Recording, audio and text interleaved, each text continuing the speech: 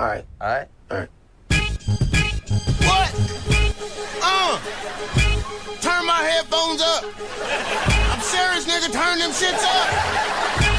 Turn them up. Hey, that was dope, eh? That shit was dope, man. What's NWA stand for anyway? No whites allowed? Something like that? No. Niggas with attitudes.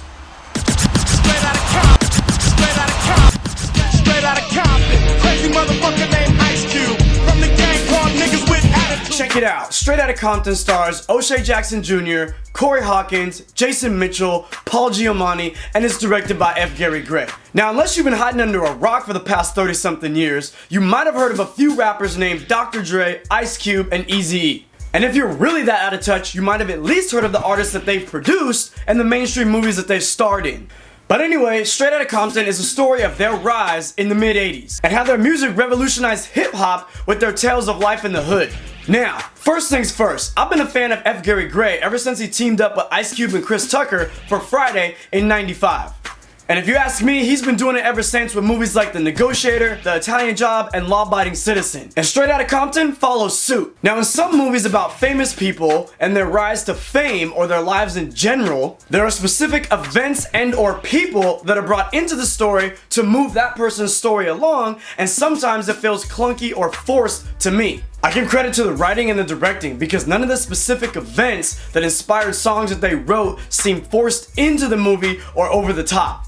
Now, neither Cory or Jason have much acting credits under their belt, and this is O'Shea's first acting job, and let me tell you, I thought they all knocked it out of the park.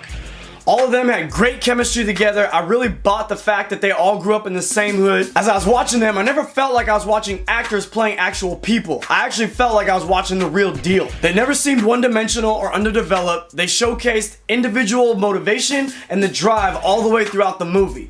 Now, while I thought that F. Gary Gray's direction of this movie was great, and that the acting was great, and that their story is largely motivated by injustices that they see around them every day, and the way that the authorities and the government react to them speaking out against it all, the chances of this movie getting any award nominations is probably about 1 in a million.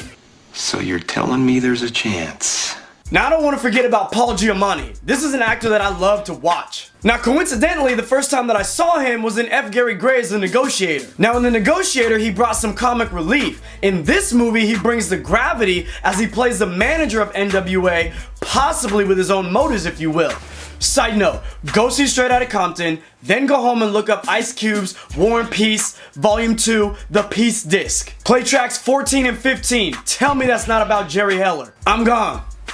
Now, with all that said, I had real high anticipation for Straight Outta Compton, and it delivered on that anticipation. The movie is about 2.5 hours long. They probably could have shaved a few scenes down just a little bit, but I'm nitpicking. To pull off a truly iconic story like this with such fresh talent, I'm going high, guys. I'm gonna have to give this movie a 5 out of 5. There wasn't one part of it that I didn't like. I suggest you go see it in the theater, hear that bass bump on the big screen. Other than that, like, subscribe, I'm out.